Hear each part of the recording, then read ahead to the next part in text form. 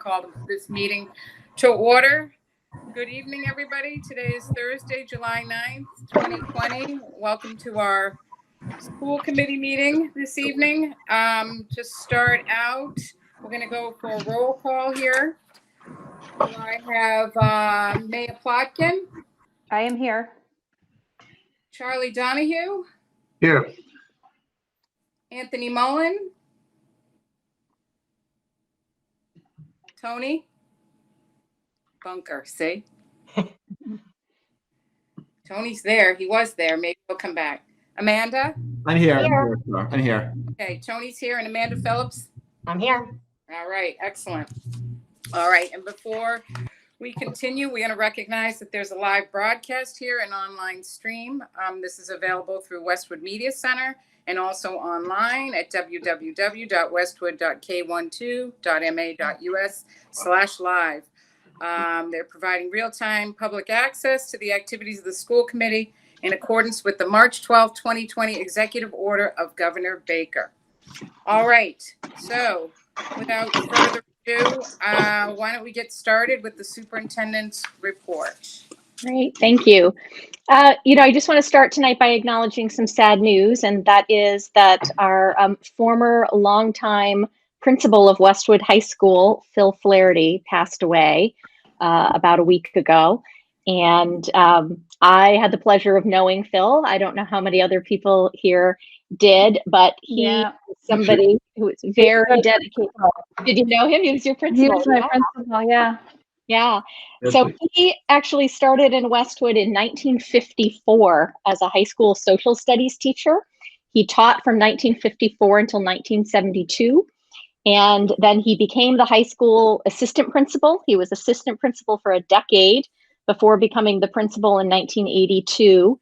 And he retired in 1995. So I actually overlapped with him for 1 year. He hired me as a social studies teacher back in the early 90s. And he actually went on after in his retirement to work for, a couple of decades at the Massachusetts Secondary School Administrators Association. So he almost had a second career there. And if you knew Mr. Flaherty, his social studies teacher persona was very apparent. He knew a lot of things about history. And as you can imagine, he became kind of the institutional memory for Westwood High School. And I think subsequently did the same thing at the MSSAA. He was a really funny man, smart guy, quick sense of humor, a vocabulary that you had to keep up with. He was really something. So I just wanted to acknowledge that and to extend our condolences to his family as well. So we'll miss Phil. So secondly, in some happier news, I want to formally announce that Amy Davenport has been named the new principal of Westwood High School. And we are very excited to have Amy in that new role. I want to thank again everyone who participated in that process. We had, I think, a really good process. We were lucky. We had 3 very strong finalists in the finalist round. And I received written feedback from, I think, about 120 people in the process. So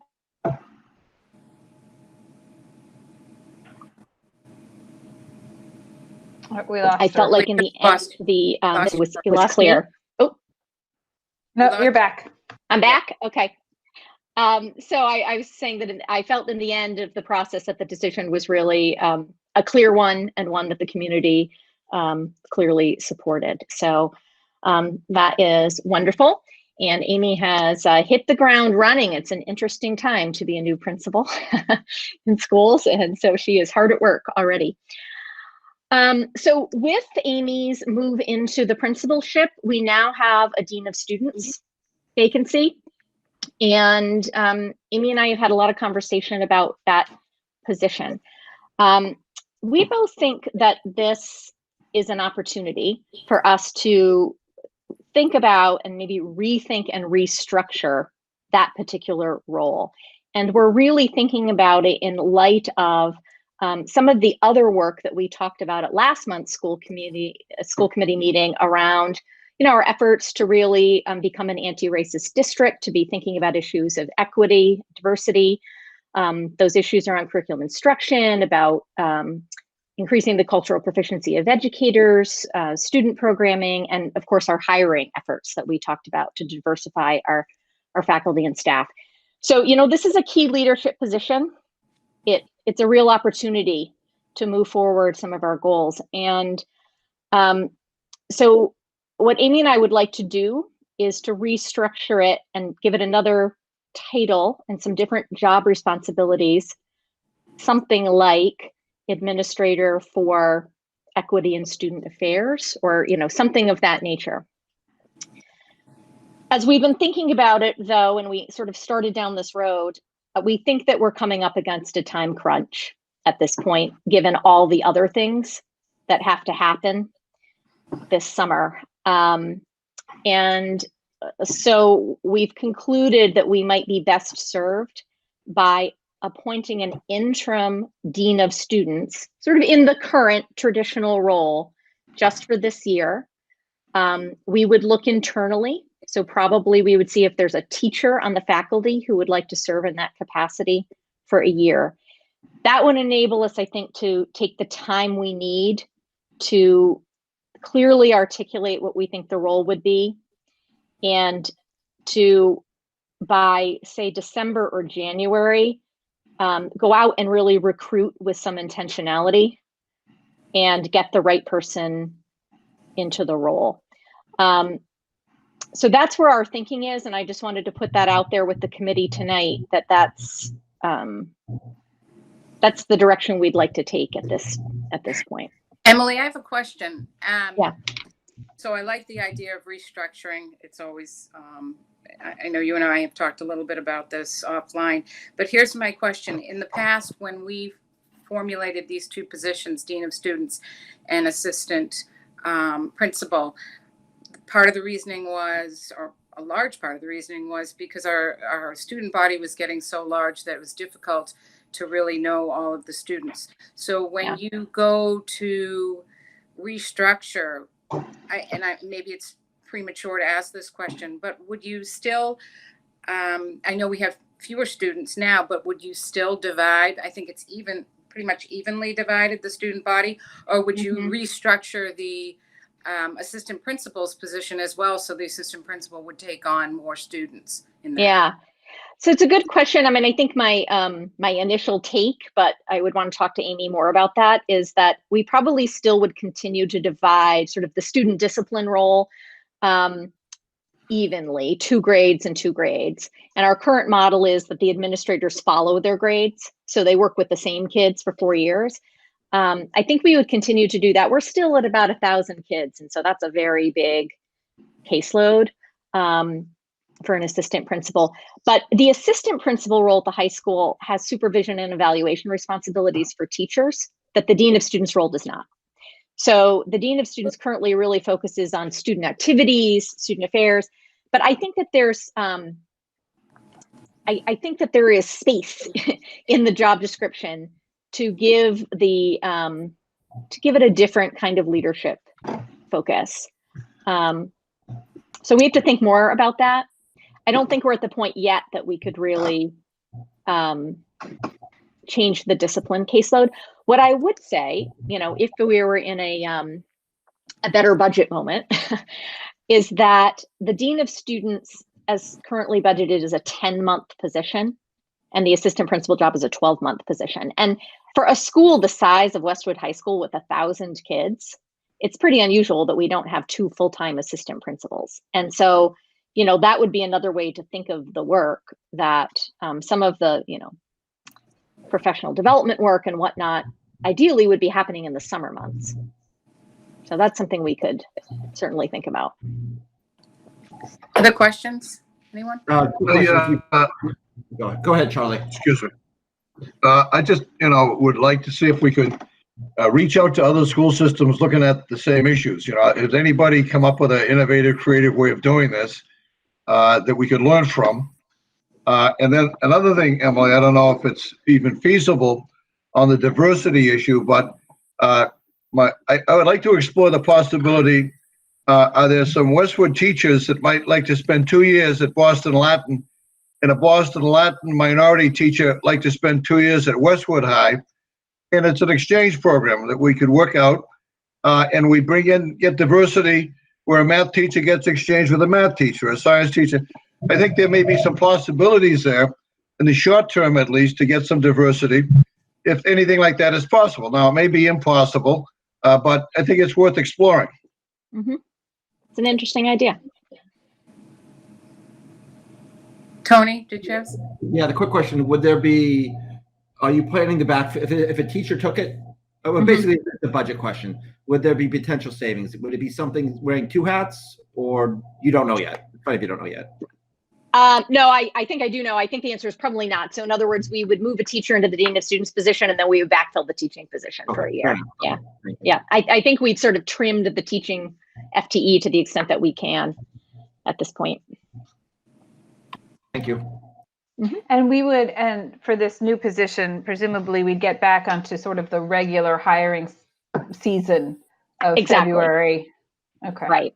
Yeah, that's the idea. I mean, we did sort of get a little bit out of the gate thinking, let's just see if we can recruit somebody. But we knew that if we couldn't make that happen very quickly, that we would run up against a timeline problem. And I think that's where we are.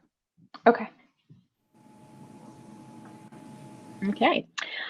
So next, we have a update on extended school year. Our program is up and running. I'm going to turn it over to Abby in a second, but let me first just acknowledge that a number of people have done, I mean, it was a Herculean effort to get ESY off the ground.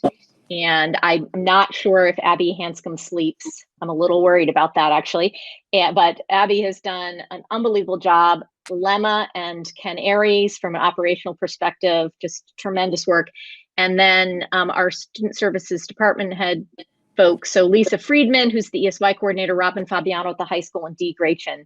I mean, they really have just made it happen here in about a 2-week turnaround time. It's been pretty incredible. So I just wanted to, I'm going to turn it over to Abby because we want to give you a sense of what's happening in our buildings. We're thinking of ESY in some ways as almost like a little soft opening, and we're finding out some things about what we have to think about for fall as well. So let me just bring my screen up for you, Abby. Great. So this is a very brief overview, and I'd be happy to answer any questions you have, in follow-up. I would say, well, the slides come up. The key to this was flexibility, being kind to each other and working together, and just tapping into the joy of teaching and seeing the kids. So we got to see the kids first. And so the Student Services Department is super excited about that and proud of that. So very quickly, this is just a snapshot of one of the whiteboard schedules for the first day of ESY in a program. And I thought you'd just like to see the nuance where when you arrive at 8:30, you now wash your hands. So you can see that on the whiteboard. And then at 9:30, you have snack and you take your mask break. And then you continue through the day. You get a sense of kind of the academic supports that an ESY program might have. And then at 10:45, you trade in on your behavior system because you're so awesome, and you take a mask break. And so I just wanted to show you that as a quick little visual to say that's kind of our new normal, and people have now made it super cute and decorated it, and we're doing it. So there we are. Go ahead. So from a WHO perspective, we've welcomed 100 students back for in-person instruction. That's in 2 locations.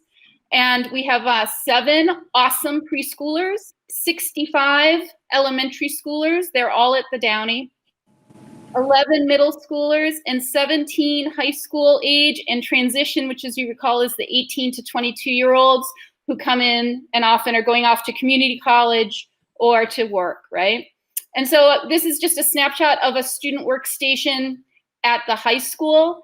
And what is of note is that there's 1 chair at a double set of desks, and then there's a separate space where the same student might go and work and do something separate that's even partitioned further. So That's who made it, 100 kids.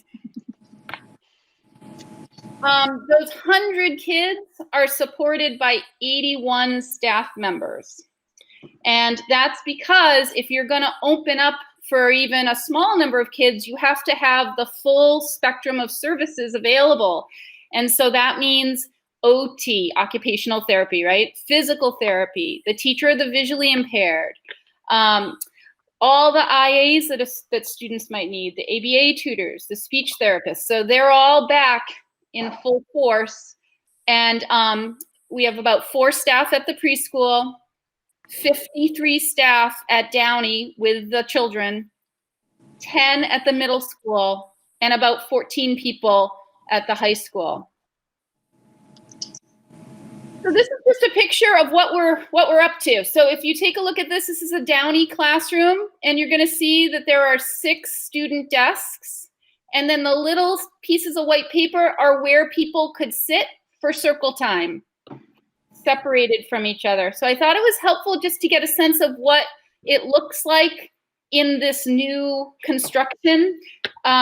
And if you recall, the state advised us to reach out and expand our outreach this summer beyond students just with IEPs who have the traditional extended school year. So we're certainly meeting those students' needs, but we've also added students who may not have IEPs. Those students may not have engaged with remote learning for other reasons, as well as students that staff felt were vulnerable for other reasons. And so I'm happy to report, we probably invited about 30 kids additionally, and probably about 12 to 14 of them took us up on it and are coming in and receiving support this summer to jumpstart them for September. And we're still operating remotely. So some families where the students had potentially extended school year on their IEP, or we had invited in, they weren't comfortable coming into the building. And so we are running approximately 5 students at preschool remotely, where they're joining the classroom, but from their house. Another 27 receiving tutorial remotely at elementary. And then we invited 33 and 29 from the secondary level, and we got about a half of that. Those kids actually took us up on it, but we're psyched that we got any of them. And I thought this was another interesting photo. This is a different classroom in the Downey, and I want to say this is the teacher's break room, which for the summer has been repurposed into a classroom. And if you look on the left, you can see like the coffee machine is up on the shelf there and stuff like that. But this is 5 desks on the footprint of the classroom with space. You're standing in the teacher's spot here, looking at the students with about 6 feet between where the teacher would stand and the first row of desks. So the keys to success, we kind of know what it is, right? We now know that we can do this. We can provide instruction in person. The goal now is to keep going without interruption. And so what that really means is that this weekend, as all our staff and students head out to the beach and to the big wide world, we're hoping that they'll continue to practice social distancing, hand hygiene, mask wearing, so that when they come back on Monday, we can maintain the physical space of ESY. I have to just give a shout out to facilities that the daily cleaning procedures to maintain the space in the way you're seeing it in these photos is tremendous. And they are up to the challenge and they're doing it, and we're super thankful. And this was another whiteboard, and I thought, you just would like to see that in this one, for example, hand washing occurs before snack, because that's part of the CDC hand washing rules, right? And then after recess, because you might be outside and you could take your mask off, you have to hand wash when you come back in.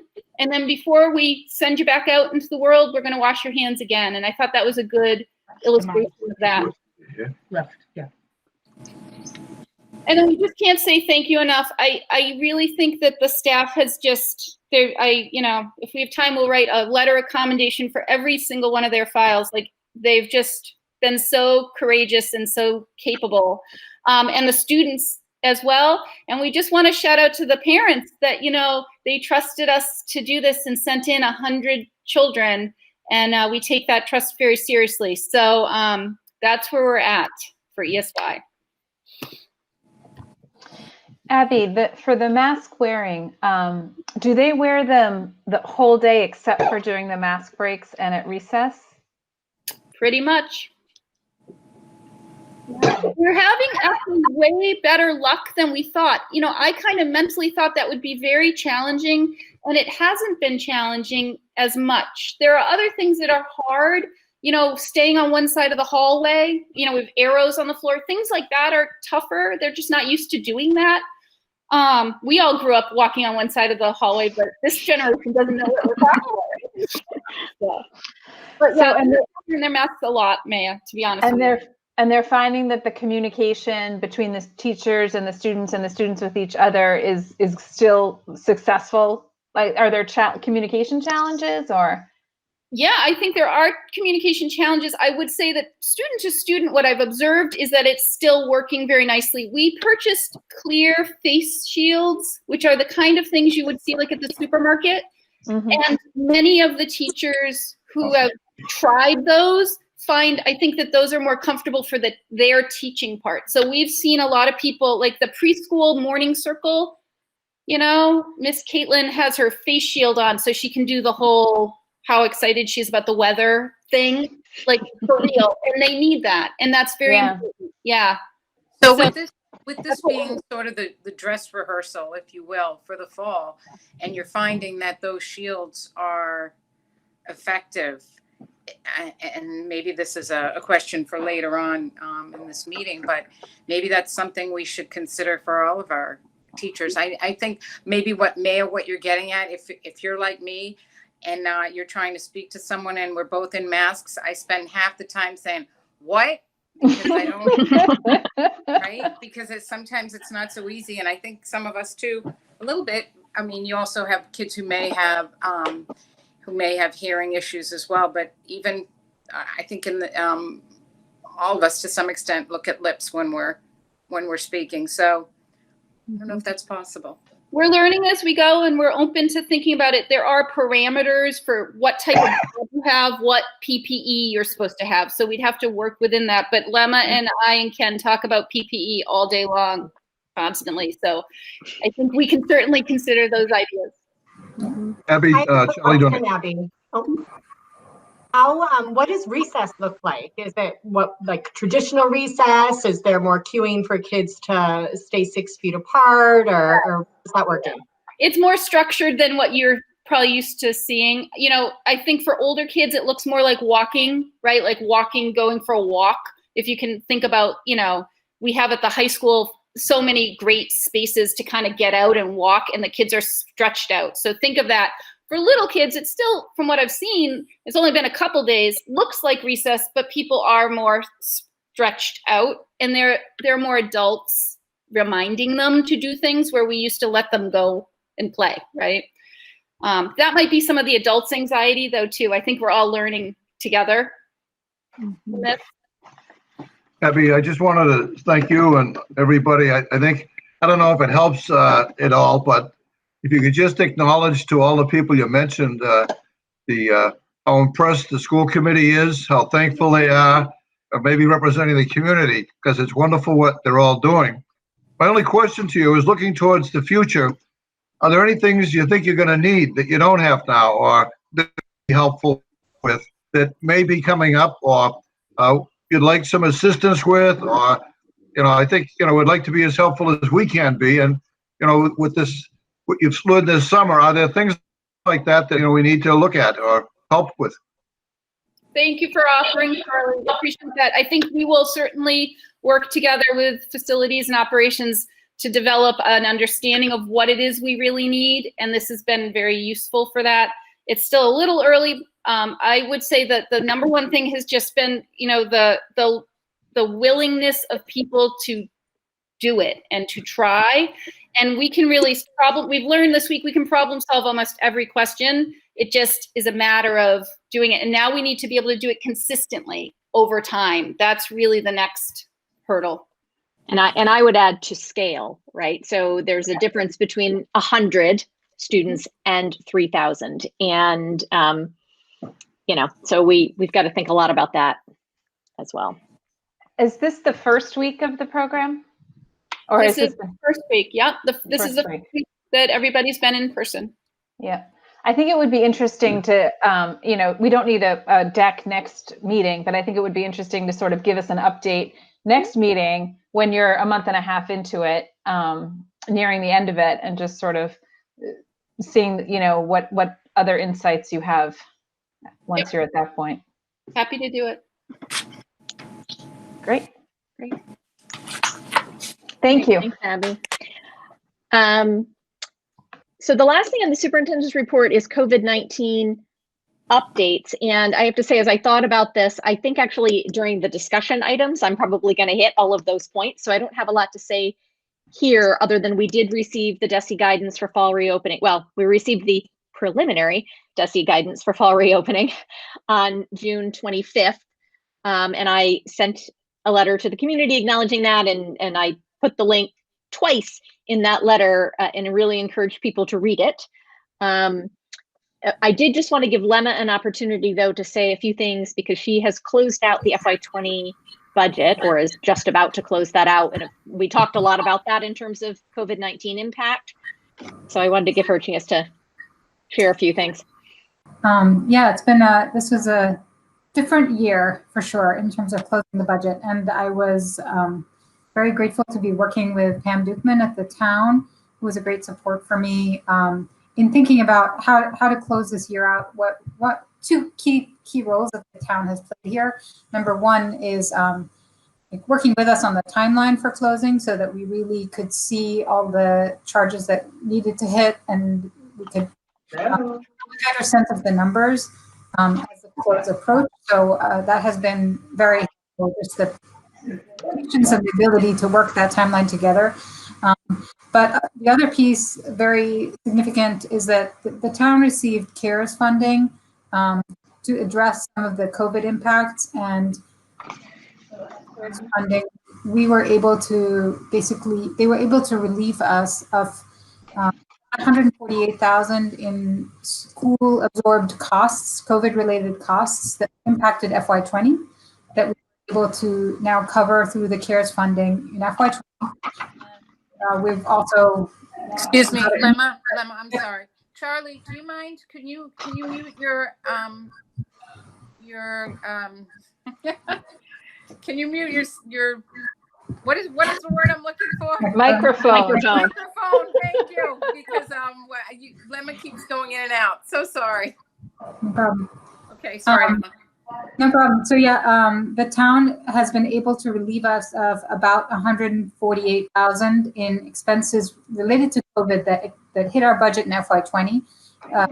Bulk of this was really cleaning expenses as well as PPE we purchased in FY20. Some of it we used in the early period when we were operating in March, but the other part was purchases we made in advance in preparation for the launch of ESY, for example. So these were FY20 purchases. We were able to get the support there to fund those. And that helped us, the immediate impact of that is that it helps us not fully deplete our circuit breaker funding, so that we had some circuit breaker funding from FY20 that I expect to carry into FY21. And that will be very important, especially because we anticipate shortfall there next year. And so that's been very helpful. I also expect to be able to work with the town in FY21 to get some support for COVID-related expenses. We don't have a tight sense of the numbers yet, but I know a strong commitment from the town that we will work together to find the funding to support to the cost of PPE as well as other technology costs that we are incurring this year, to make sure that our teachers and students have the right devices in place for September. So those are some of the key pieces that happen there.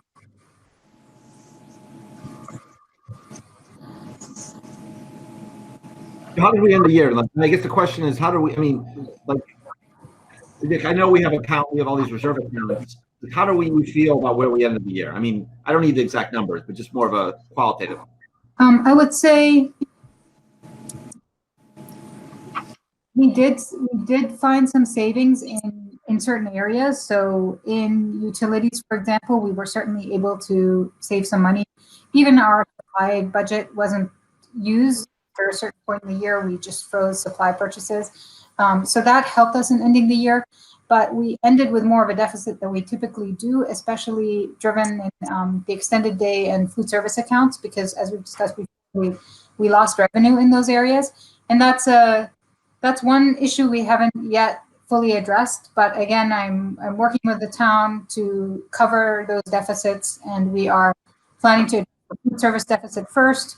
That would be part of the fiscal closing of FY20, and then the extended day deficit to bring that fund back up to where it was. So both of those, we've got a plan to get back in shape. I'd say those offset any savings that we had from the closure. So the cost there was more than what we saved through utilities or through any other, cancellation of conferences or savings on supplies and savings on transportation. None of that covered the size of those deficits. Thank you.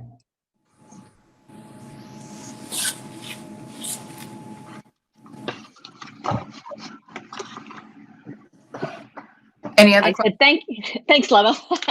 That's it for the superintendent's report. Thank you. Well, thank you, Lemma. Okay, thank you, Emily.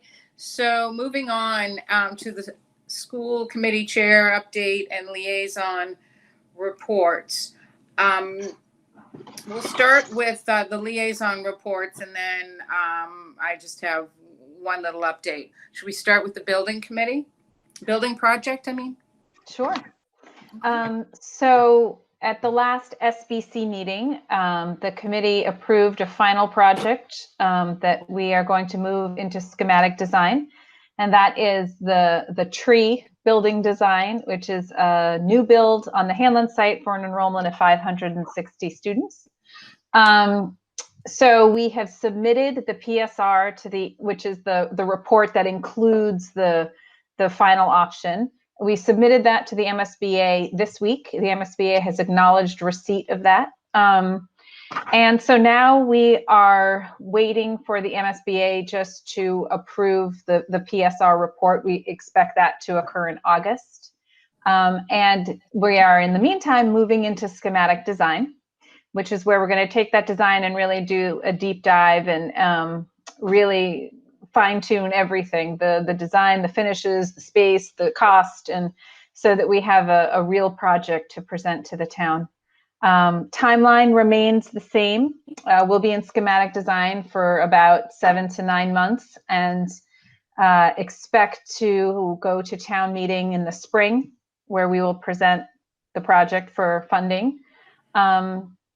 And in the meantime, during schematic design, we will again be engaging the community a fair amount with, we need more feedback from everybody. So there will be more community forums, more ways that residents can participate in the process. And that we'll be announcing those once we start scheduling those. But that's where we are. I'm very excited for this project. I think it was a very deliberate, very thoughtful, very process-oriented decision that we made, and I think we wound up with a good project. So I'm excited to see where we go. Great work, Maya. Lots of hard work. I know, that's awesome. Well, it's a big team effort. Big effort. So yes. All right. Does anyone have any other liaison updates? I'm guessing probably not at this point. Okay. So the only thing I wanted to mention was you all saw the letters that came through from several parents who appear to be mostly from the Martha Jones School who wanted to ensure that we understood where they stood on bringing our kids back to school in the fall. And actually they wrote to tell us that they support a mission called Bring Kids Back. And it's a Massachusetts organization. These parents are very concerned about kids learning remotely, and they were underscoring the importance of in-school learning. And so I responded on behalf of the superintendent and you all, my fellow school committee members. And I just want to say, sum up what I said in the letter, because the letters are still coming in. They're the same letters, but I want folks to understand that we are on the same page that you are. We all would love to bring our kids back to the brick and mortar in the fall. We understand and appreciate the value of classroom learning, and we're hopeful that we'll be able to bring kids back to the classroom. And as Superintendent Parks stated in her June 25th community letter regarding the initial guidance from Governor Baker's office and the Department of Elementary and Secondary Education, Emily wrote, "We applaud the level of thought and care that went into the development of this guidance. As articulated in the guidance, we share the goal of safely returning as many students as possible to in-person learning in order to best meet student academic, social, and emotional needs." We stand by that, but at the same time, we are planning, we will follow the public health, the guidelines, the guidance that's provided to us, because at the end of the day, yes, we would love kids to come back, but we have to ensure that our children are in a safe and productive environment when they are learning. So I wanted to put that out there. I know there are probably more folks that want to write in, and happy to receive those letters, but might save you an email if you know straight out that we completely understand your concerns. Okay, so that's it for my update, I think. Does anyone have anything else? Okay, we'll move on then. At this point, we move on to public participation. And I need to get to that. Do we know? Okay, now I'm going to be challenged. Give me a minute.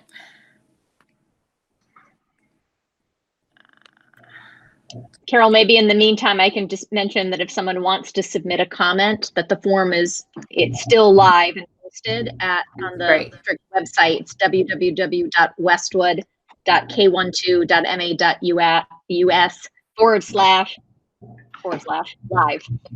Okay, thank you. And just to reiterate what public participation is, basically this is an opportunity for anyone in the Westwood community to reach out to us with their comments or questions related to our schools, teaching and learning, and so forth. So at this point, we have 3 comments or questions that have come in.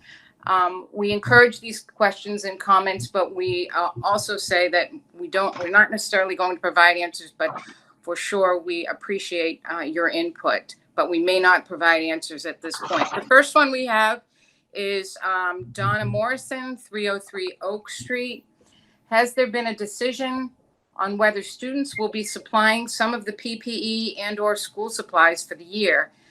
And if not, there should be. For those who are not able to do so, backpacks of supplies can be provided. This is something done nationally, similar to Deerfield's School on Wheels gift. Westwood has been fortunate that the students have not had to supply the classrooms previously. Okay, so that's a question about what are we going to do in terms of PPE and school supplies?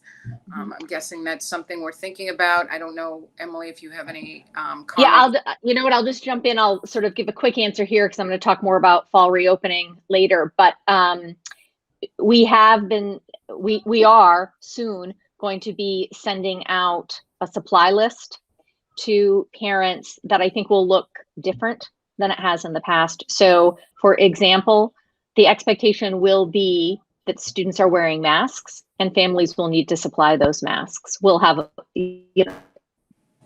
some backup in case people forget the mask. At a practical level, we're acquiring a whole bunch of hand sanitizer that will be all over the buildings, but we think it probably makes sense for people to start purchasing their own hand sanitizer that they can be carrying with them. There are other items that in this new realm, I think are end up being personal items. So for example, for science labs, we will need students to provide their own safety goggles because we don't have a mechanism for disinfecting them between classes. Things like headphones, we would need kids to bring those themselves. So we're thinking about those issues carefully, and we want to give people lots of advance notice so that they have, you know, time to purchase them, or to let us know if there's going to be trouble with that. Okay. And for students who can't afford it, presumably there's some financial Yes, we aid would for provide them. them. We would Okay. provide that. Yeah. Okay. And you'll provide parents with specifics about which safety goggles to buy. Okay. All right. Right. Yep. Thanks. All right. Next question comes from Antigone Grasso, 44 Oak Street. So Antigone is expressing concern about, and we did, well, she's expressing concern about getting kids back in the classroom where COVID-19 and school reopening is concerned, where she believes we're in this for months and likely years. She wants to ensure that we're using all our efforts to adapt to this new reality and an in-person school setting. She puts forth the science that's clear about children in COVID having lower transmission rates, fewer deaths, and so forth. Her question is, the DESE guidance repeatedly states, to the extent possible, is the committee taking those suggestions as firm requirements, or is it evaluating them for impact first and then deciding on feasibility of implementation? And then she asks if after reopening schools, what opportunities does Westwood Public Schools have to share administration and parent feedback with DESE about the realistic application of the guidance? So I can address that a bit too, again, sort of foreshadowing to the next presentation. But, you know, as I said in my letter, right now, we are proceeding on the assumption that based on the current metrics, health metrics, that we want to be able to open fully for in-person instruction in the fall. And in the last week, what we've been doing is assessing the feasibility of that. In other words, can we bring back all 3,000 of our students and implement the guidelines, the health and safety guidelines that DESE put forth in its guidance? And our early sense is that, yes, we think we can do that. I have to be clear that school will look different under those parameters. And so I don't say, yes, we can do that lightly. It will be a significant lift to do what we need to do to make that possible, but we are moving forward with that assumption currently. At the same time, we're required to have models in place for other possibilities in case something were to change. In terms of our interactions with DESE, I mean, yes, the answer is that the Commissioner of Education has weekly Zoom calls with superintendents. And in addition, there are mechanisms set up. So we're part of something called the Tri-County Roundtable in Westwood. There are regional groups of superintendents, and DESE has set up a mechanism for those, for representatives from those regional groups to be interacting with DESE staff and the commissioner, and also with the Massachusetts Association of School Superintendents. So I think there's a lot of communication at this point. And, you know, clearly that guidance came from DESE. It's DESE's belief that the goal should be to get everybody back in person in the fall as well. And they have asked superintendents to quickly assess the feasibility of that, almost like a pressure test, if you will, statewide, to figure out who might need support doing that and whether or not it's possible. Okay, great. Thank you. I think that's all I have in terms of folks who wrote in for public participation.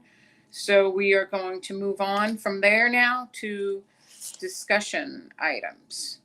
Okay, the first item we have is the liaison assignments. So right now, I don't have your assignments.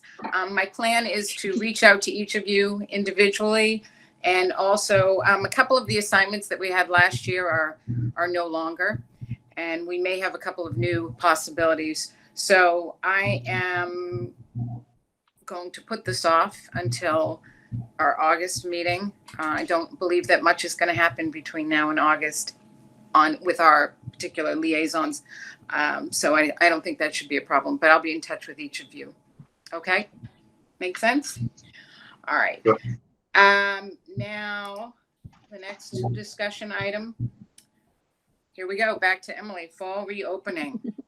This is what we all want to know about, and we know things could change on a dime, but as we are here right now, do you want to jump into the discussion about DESE guidance, please? Sure. Okay, let me just get my slides up. Can I ask a question before you get started? What is the DESE? I mean, it'd be helpful for these for me to have. I mean, I know the DESE guidance. I reviewed the pre-read. There's obviously a ridiculous amount in the press about this, so it'd be helpful as we go through this to understand a little bit of your current thinking as we are on July 9th as well. So I'm sure you're going to do that. Yeah, that'd be great. I'm going to do that. Yep. All right, great. Okay.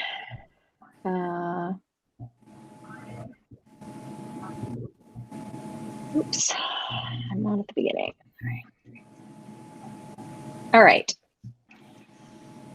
All right. So as you know, and I know you've had a chance to read the guidance we received to the reopening guidance from DESE on June 25th. They have framed it as preliminary guidance. We are supposed to be getting the final guidance.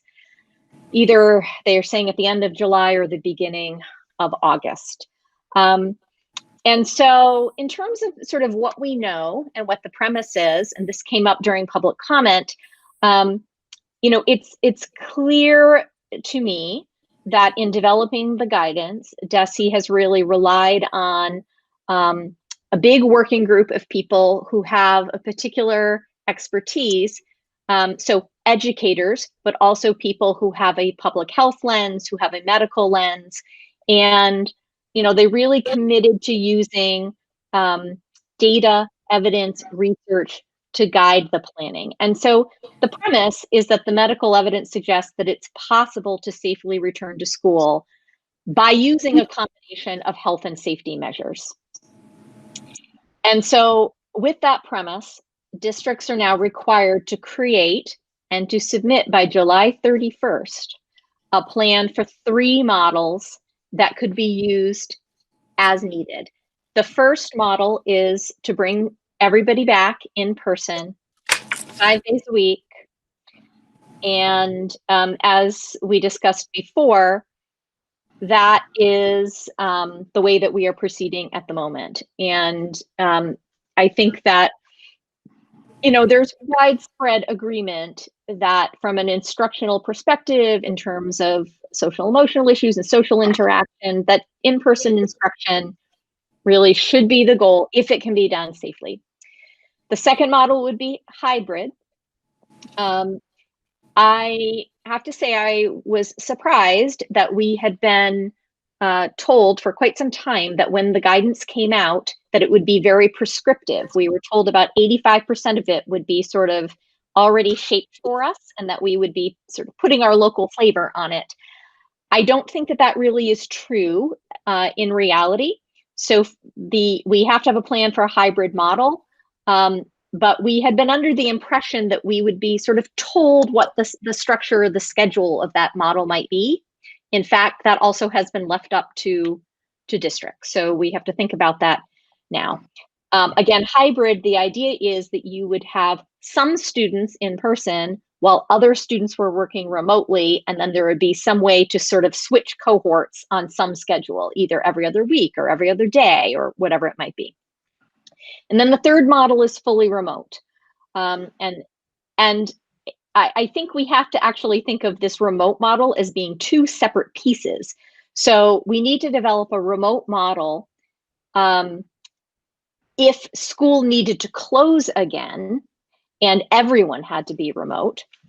But we also need to develop a plan for remote instruction for students who are not able to return to school, even though that is the model that we're in an in-person model, and perhaps for medical reasons, they're not able to participate in person. Or, frankly, there are some parents who just may not be comfortable sending their students to school for a variety of reasons. Maybe not the student's medical condition, but perhaps related to the medical condition of someone in the home. And what is interesting and different about the current moment is that districts have been directed that we're required to provide an educational model for those students as well, if they were to opt out, so to speak. We also need a plan for special populations to receive services and accommodations. And just a note that even in a hybrid model, many of our high need students, we imagine, could still be full-time in person. So we would be making that assumption. So I will just say that the timeline is short to be really creating these 3 models and submitting something by July 31st and working through issues of, say, collective bargaining. It's quite a bit of work to be done in a short amount of time. And so, you know, we're rolling up our sleeves, but we're going to have to be making some decisions relatively quickly. Some of the guidance in term is, if we sort of look towards this in-person model that we're working towards. So the guidance is that adults and students must wear a mask or a face covering. There would be exceptions for certain medical conditions or other circumstances that make wearing a mask not possible. The face shield we talked about earlier might be an option. You know, just as you start to think through the logistics of this, we will need to have opportunities for kids to have mask breaks throughout the day. And when we have a mask break, we have to be able to spread kids further apart. We're encouraged to take them outside or to have good ventilation. So we're really having to think about, what does that look like when you have, you know, 1,000 kids in a school.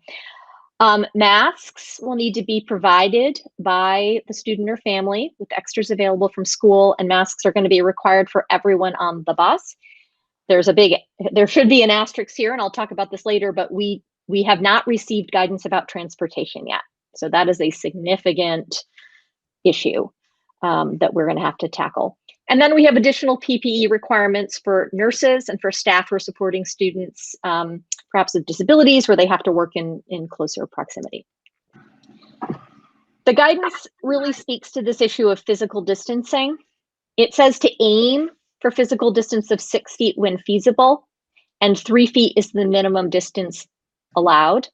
And then later it says, to the extent possible, desks should be spaced 6 feet apart, but no fewer than 3 feet apart and facing in the same direction.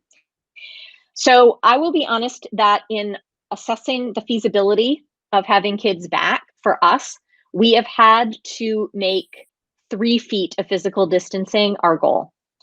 And there simply is not enough square footage in our classrooms to have student desks spaced 6 feet apart. The math doesn't work. However, largely the math does work if we are aiming for the 3 feet standard. And so that is how we are proceeding at this point. This issue of having all students face in the same direction, you know, as you start to work through the feasibility issues, you come up against unexpected things. So different classrooms have different type furniture. And, you know, the ones that have traditional desks, it's easier to accomplish this. The ones that have trapezoid tables or bigger tables, which, you know, interestingly, we moved in that direction for pedagogical reasons. In a lot of cases, that's not so wonderful for this particular situation. And so we're really having to assess our furniture needs, and you know, there may be some costs associated with that. The guidance is that students would have to be in assigned seats.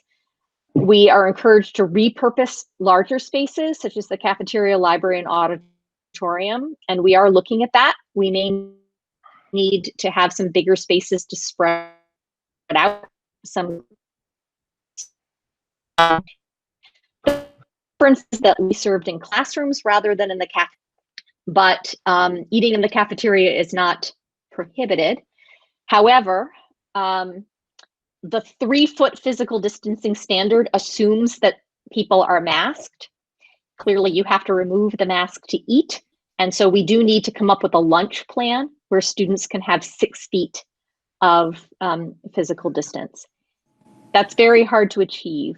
So I'll just use a case in point. You know, our high school cafeteria seats about 330 students, 8 at a table. And That's not even close to 6 feet. So when we get out our tape measure and start looking at that situation, it cuts the capacity of the cafeteria to a third if we need to have 6 feet of social distancing. And so that clearly creates some really significant logistical scheduling problems as we think about how to manage that. We also need to make sure that we have 6 feet of distance for the teacher. So as we're looking at our classrooms, we are talking about what has to be removed from the rooms. And we're thinking about issues that seem simple but become complicated about where are we going to store all of these things that we're taking out of our classrooms to allow for enough physical space within the classroom. But we are working on it, and we think we can do it. The guidance is, to the extent possible, to keep students in the same groups throughout the day. We're encouraged to break students into cohorts. There isn't a maximum group size or a maximum cohort as long as you're able to adhere to the physical distancing requirements. This is clearly an easier proposition at the elementary level. And as students get older, it gets harder and harder. So we are still thinking about how we might be able to do that at the middle school, thinking about teams and grades. It does get to things about how we schedule, and we might want to schedule specials differently, for example, so that some of our specialist teachers, for example, who in our current model cycle through many students in a given week, we might be able to reduce the number of students that they see over a shorter time period. And we think that could be important. It's tough to cohort at the high school because we have so much variation in terms of student course choices. We are encouraged to try to create some cohorts in high school and to keep families together if possible. I have to be honest, we don't see a way to cohort very effectively at the high school. We're not sure we're going to be able to do that, but we are trying to think of ways to limit travel within the building. And that mainly has to do with bell schedules and how we allocate time.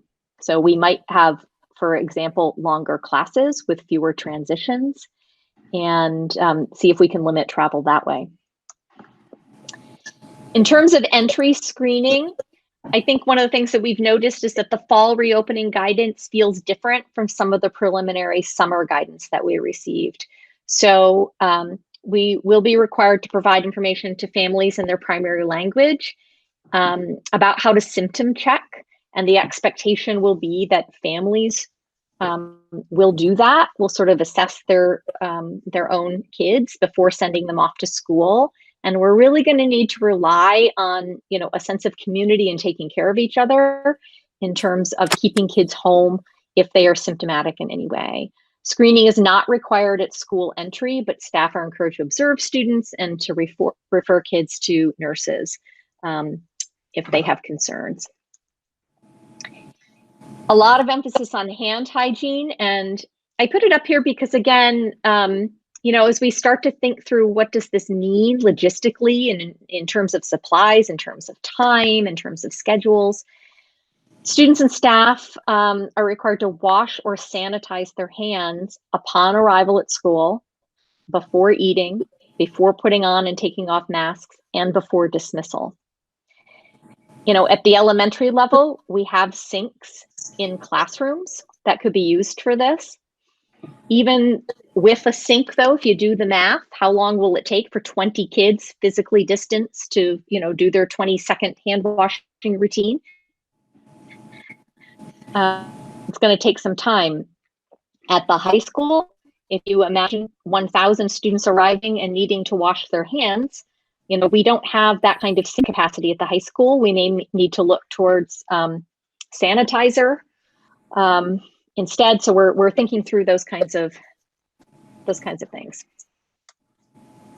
Schools are required to have an isolation space. Each school has to designate a space that's separate from the nurse's office that could be used to isolate a student who may have symptoms of COVID-19.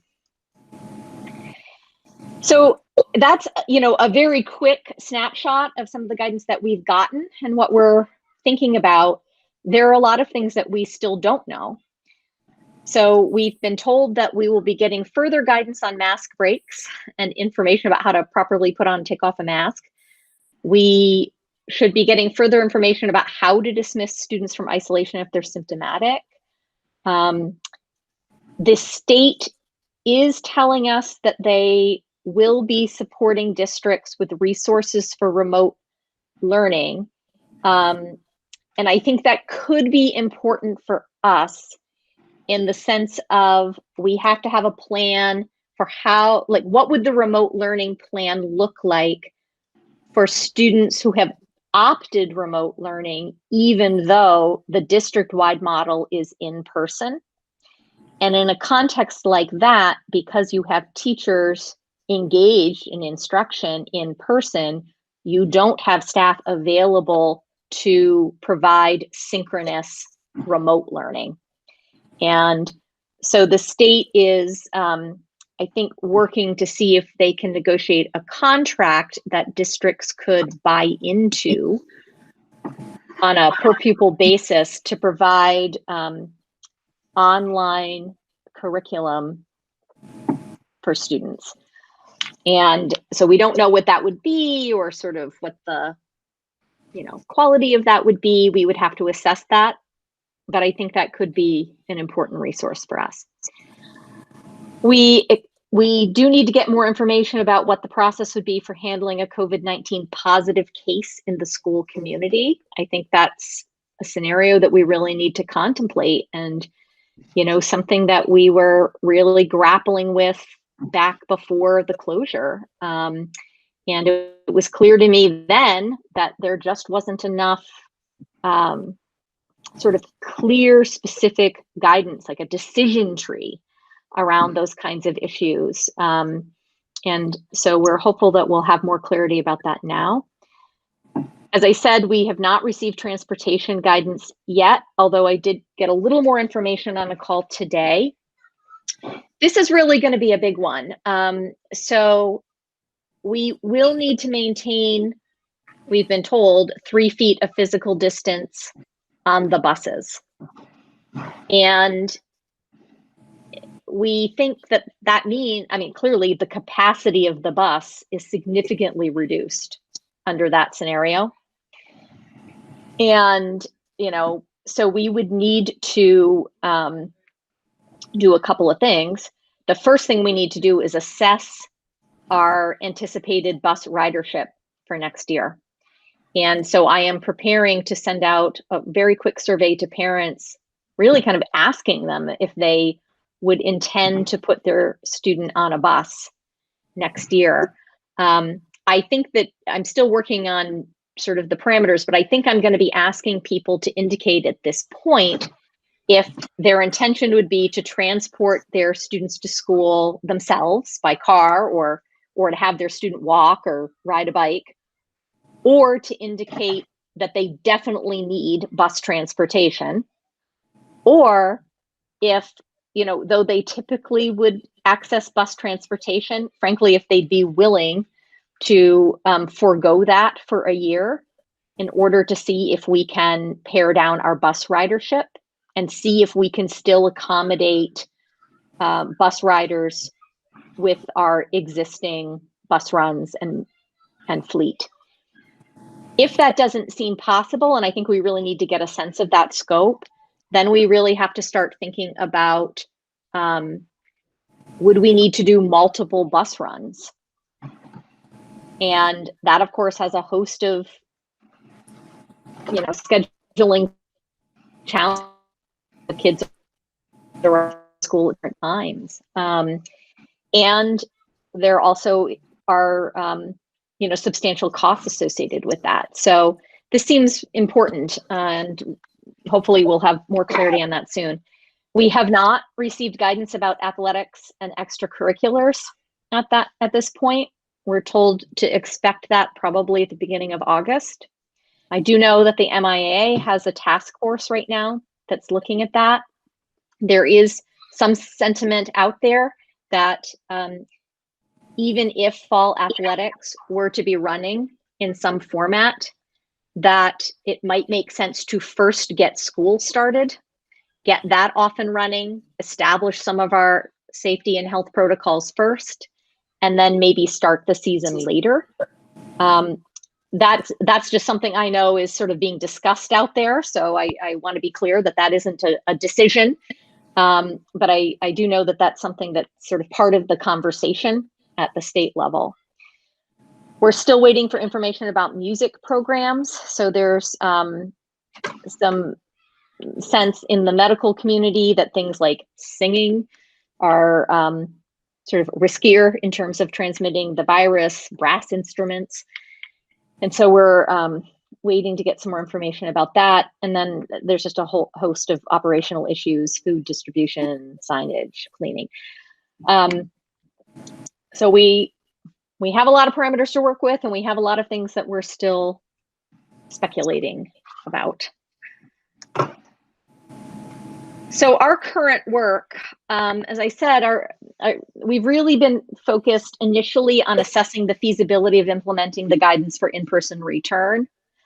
And we think we can figure it out. So that we're sort of moving forward with that as our premise.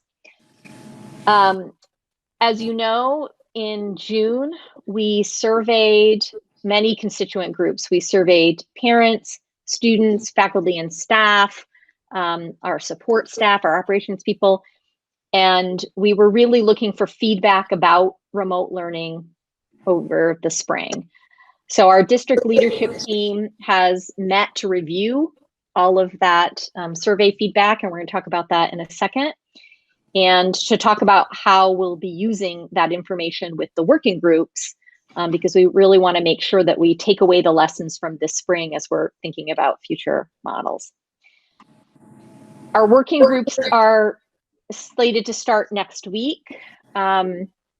We had a wonderful response when we were looking for people to serve on these working groups. And so we have about, I think across the 4 working groups, about 60 faculty and staff who are participating in those groups for 3 weeks in July. I have been in conversations with the WTA to discuss the process for the working groups. Again, we're going to have to work efficiently and quickly. I've been meeting with superintendents in surrounding communities to discuss their approaches, and then really establishing the plan and the framework for the working groups next week. And we've been thinking a lot about sort of staging and timing and what decisions have to come before other decisions. So principals are focusing on logistics of in-person return. The teaching and learning group is first really going to be thinking about creating the hybrid and remote instructional models, because we need those people to be thinking about pedagogical issues. So they'll be thinking about that. Whereas health and safety, their initial focus is going to be on issues related to in-person return, because clearly that's where a lot of the health and safety, issues arise. Human resources, we are going to be assessing and addressing questions about staffing issues and levels with the in-person model. I think a significant concern is, will we have staff who, for instance, for medical reasons, are not able to return to an in-person model? And what is the scope of that situation? And, would we be able to offer them a remote option for work, and how does that impact our student scheduling and staffing models? So we really we need to get a handle on that quickly. And then operations, I went into the green here, but initially they're focusing on things like cleaning protocols, food service, and then we're hoping to sort of work through those things so that when we do get the transportation information, we can quickly pivot to transportation. In terms of community engagement, I really want to thank everyone who responded to that survey that we sent out in the spring. It was really, we got 800 and some responses. It was a great response. And so our plan is, we're going to talk about it a bit tonight, but what we would like to do is to be able to share back the results to parents. So in your packet, you had sort of like an executive summary the results. And I think there would be value in really just sending that out to families so that they can see what the results were.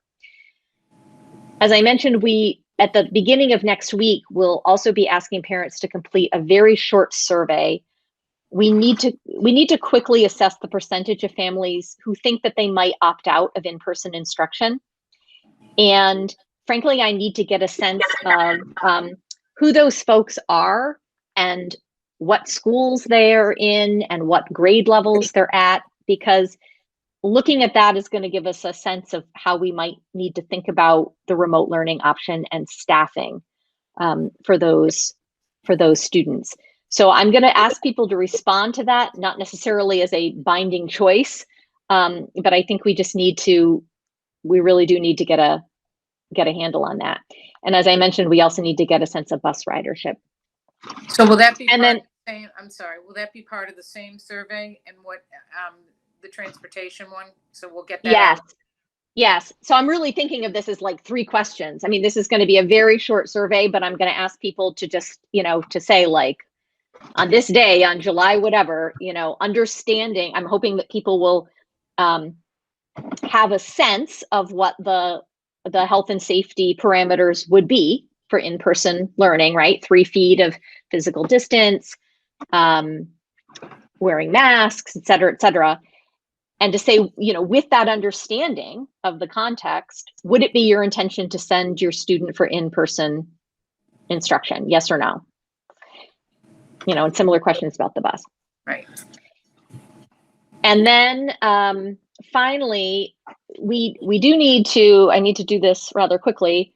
I've mentioned this before. I think we need an advisory group, somebody from school committee, our public health director. I think we should be working with the fire chief and also our school physician and parent representatives. And my thinking is to reach out to, we already have parents who have been elected to serve on site councils and to serve in this advisory capacity. And so I'd like to reach out to site council representatives and use them to form this advisory group. And we need to get, I think, 2 dates on the calendar for July. The purpose of the advisory group really is so that in real time we can vet the ideas and decisions that we're making and get a different perspective and get some input, and have folks tell us if there's something that we haven't thought of or, if it wouldn't work. And so that will be happening also next week. And then finally, we have budgetary issues. So we don't have any information about Chapter 70, which we anticipated would be the situation. Our understanding is the state is moving to a 1/12 budget scenario at this point, and it's just going to take time for the state budget to settle. We did get some very good news, though, that when DESE released their guidance, they said that there will be additional state funding to support districts. And I think, it's an acknowledgement that implementing this guidance is expensive. It has some significant costs associated with it. And so the state has said that districts will receive as an entitlement, so this is different from the CARES Act that was tied to Title I, that we would receive an allocation of $225 per student. This is separate from a Chapter 70 allocation. And so that's very good news. I mean, for us, that's about $650,000. So that's fantastic news for us.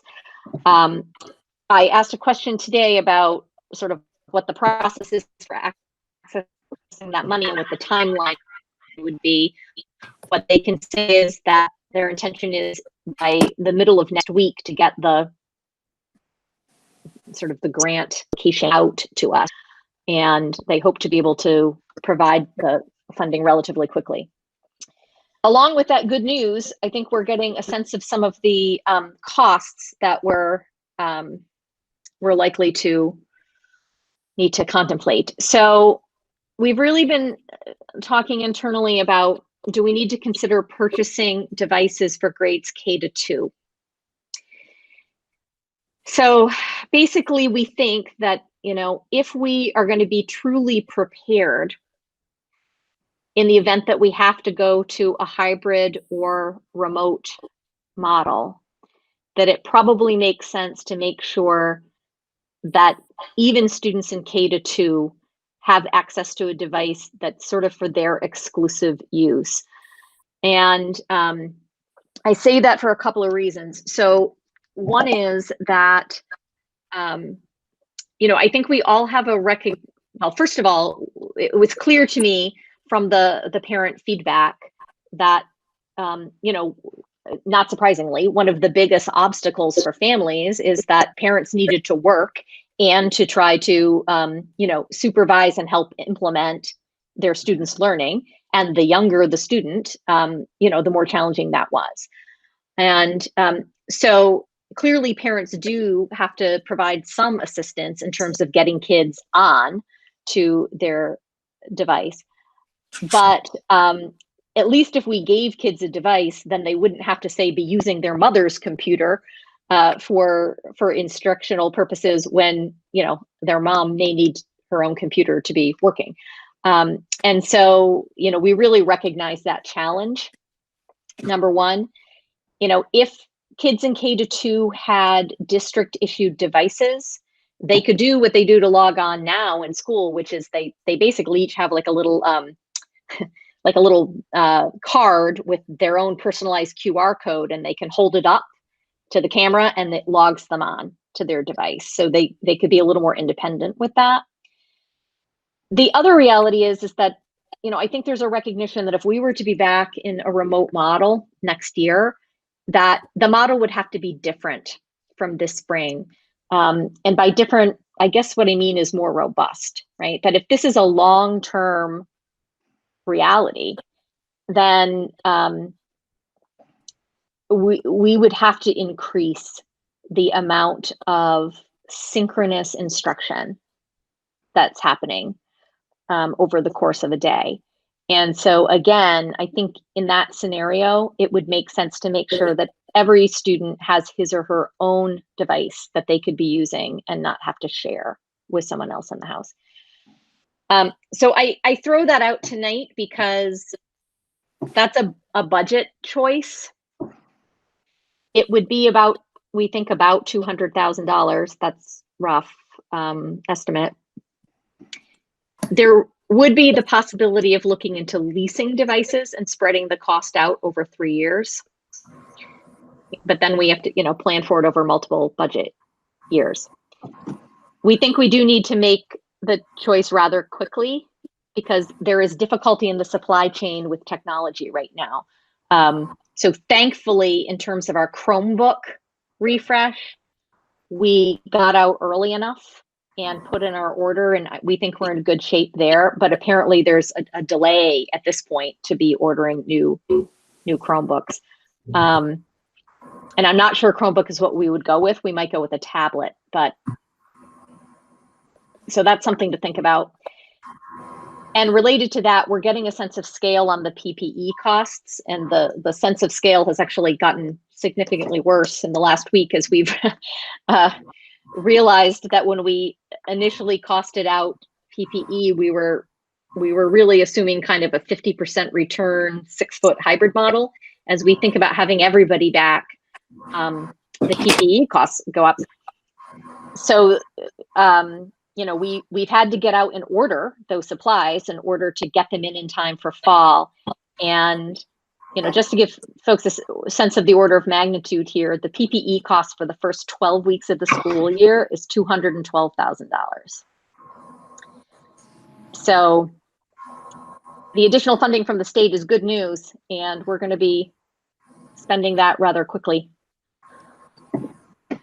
And then lastly, in terms of budget, we're really thinking about community building use and custodial costs. And I want to say first that we think it's probably not realistic to think that we're going to be able to open our buildings for community use, at least for the first, say, 3 months of the year. that we have to prioritize making sure that we're able to implement our cleaning and disinfecting protocols on a nightly basis. And we think that's going to be hard to manage if we're welcoming other users into the building in the afternoon and evenings. But if at some point in the future, we were to say, okay, now we're ready to open up the building use, we would want to have a conversation with school committee about custodial costs of that and making sure that our building use fees reflects and covers the custodial costs. Okay. So I'm going to stop right there. I've been talking at my screen for a long time, so I'm going to stop sharing so that I can see faces. I'd like to make a motion for the school committee to consider to have Emily go ahead and either rent or purchase those computers for K-2 right away and get in line. I second that. Sorry, I don't mean to be a jerk, but this isn't on the agenda. Oh. So I worry about. We can't work on that right now. We'd have to, Yeah, sorry. We'll do it later.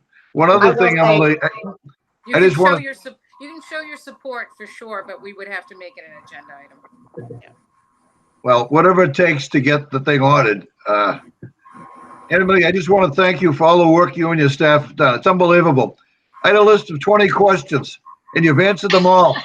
Oh, all right. Unbelievable how thorough you have been.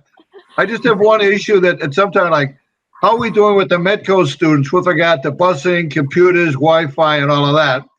That's an issue that I just have an interest in. And as you're talking to the other towns, we have now 129 COVID cases in Westwood. You know, we have state statistics. I look at these statistics where in Germany they've opened up the businesses and all this because they've tested everybody in the school systems, including the kids, twice a week for the tests. They have new tests out that don't go up to your brain, but you spit into a tube and stuff. So my question is, are there any school districts in Massachusetts looking into this? Because I think within the next year, it'd be great if we could begin to do that kind of testing. And if anyone is doing it, it'd be worth looking out for it. Yeah, I mean, the short answer to that, Charlie, is no. And the issue of testing did come up on one of the statewide calls with superintendents, and the word from the state is that isn't something that's being pursued at this point. I'm not sure what the cost would be, or frankly, what the mechanism would be for being able to provide that volume. So just to add to that too, in addition to it being cost prohibitive, I think, Charlie, I think that there's a point that Emily made earlier in the meeting, and that had to do with this is really going to require the partnership to be stronger than ever between the community, the parents, and the teachers and the administration. And we really have to, it's really incumbent upon parents, I think, to ensure that their kids are healthy before they go to school. So if whatever it takes, if they're taking temperatures, if they're checking to make sure that their kids are feeling well and so forth, just like in businesses right now, we're doing the same kind of thing where it's really incumbent upon the person entering the building, and in this case, the family, the parents, the guardians, whatever, to ensure that the kids are healthy before they come in. So I think that's part of the partnership, and I think that would be a big ask. I'm not sure that we get really parents on board too, to say, guess what, your kid is going to be tested twice a week when they come into school. I think you're going to have some parents that are going to be opposed to that too. So just my 2 cents. I get your point, and we want to ensure that our kids are healthy, and we want to stem any spread. But I think that would be a big ask. There are ways, I think. Sorry, there are ways. So for day camps, I know they send a daily text in the morning saying, requiring the parent to do an attestation as to the kid's health. And it's one text for all kids. I mean, there are ways you can sort of remind parents of the partnership and this obligation. And maybe we could think about things like that aren't quite as intrusive as testing the kids, but just giving the parents a gentle reminder that these are things they should be looking for, because you know, if it's not in the front of your mind, it might get lost in the shuffle of life. I had a question, or I wanted to make a comment related to the devices. I agree with Charlie. I absolutely support the K-2 students having devices. I know it was a game changer having a district issued Chromebook. It makes it so much easier on the students. I wonder, since that's hopefully a one-time expense, if there would be any possibility to explore some grant funding for that. That, you know, I know it's a really hard time for families, so adding 200,000 to the budget isn't ideal. So it's just a thought. Yeah, I mean, I have to be honest, $200,000 grants are hard to come by. The state is providing a grant program to purchase technology. It's $25 million for all the districts in the state. And they talked about that at length today. And we simply don't qualify. Like we would never get anywhere near the top of the list for that. And so I don't think it's even, I mean, it's not even worth our time to apply, to be honest with you. So, you know, I do, and I think it's a timing issue too. So I think if we want to move forward with this, I think we're just in a moment where we have to decide what our priorities are, what our goals are, and frankly, figure it out financially. And, you know, this may just be one of the impacts of where we are. It's a $200,000 expense. But I think that I think when I read the feedback from families, it just really became clear to me that it would be very supportive of families' needs to be able to do this. I can add that Steve and I have connected just even today around that, and he's been exploring the cost, the lease option. So again, it's a multi-year commitment. It could also be 4 years. That would reduce our annual costs if we did decide to go that route. And we don't think that the cost per device would really be significantly different. It would just spread it out. So it's a commitment to do it over multiple years, but the cost per device is almost the same. That's valuable to know. And in terms of devices, one other thing that he had contemplated was using Chromebooks for grade 2 so that we leverage some devices we have on hand, and then maybe we reduce some of the net costs. So these are just ways to continue to keep it affordable, bring it a little bit under that net $200K cost, and spread it out over multiple years to make it achievable in this coming year. I just say, could we look into a way to pay for it? You know, let's not get too complicated here. Yeah. I mean, at this point, frankly, when we think about the FY21 budget, there are so many things that are moving parts and are unknowns, and you know, like which line item is this? Not sure anymore. We really are just having to say, like, all right, what are we anticipating? What are our priorities? What do we think is sort of the first thing that we need to do to make this possible? And we're just gonna have to really keep a close eye on things and figure it out as we go along, I think, this year. And that was part of the reason that we made the decisions that we did around FTE, so that we could try to free up some space in the budget for these kinds of, you know, unanticipated expenses. Other comments? Yes, I have a couple of things. So first of all, and this is just my view, I'm one of 5. I'd like to just thank you. I mean, my view is like the goal, given the government, the state governance in the state of getting everyone back to school in September 1 or whatever, I'm very supportive. This may not be, I would say, to connect with that, this may not be what other towns nearby decide. At least for me, given the health concerns, of course, we have to monitor, and I'm supportive of that, just as one person on the school committee. So I just want to express that and thank you for aiming for that goal. And there may be, and I guess my other view. Tony, I'm sorry, you cut. I didn't hear what you said there. I had a little technology problem. I'm supportive of the goal, given as much as we know now on July 9th, we're trying to get all the children back in person in September. That's my, I guess for me, it's one person on the school committee. That's just my personal view. I don't know if that's others' views, but that's I'm supportive of that goal. Now the public health situation may change, as we know, but I'm very supportive of that. And my other thing is, I'm connected to that, is my father always said, being not a piece for me. Other towns may do it different, but I'm supportive of actually different towns nearby may do it different than we decide. At least for me, and that's okay. In that, I don't know what the committee feels. At least it'd be a good discussion to have. And then the other thing is more of a calendar question. It would be helpful, not tonight, maybe cover like when comes what, where, like when are we communicating to parents? What happens when? And that may not. You don't need that tonight, but that would just be helpful. Yeah. No, I think that's really important. The timeline, and I'm thinking about that. I agree with you about the goal wholeheartedly. I think that things could change.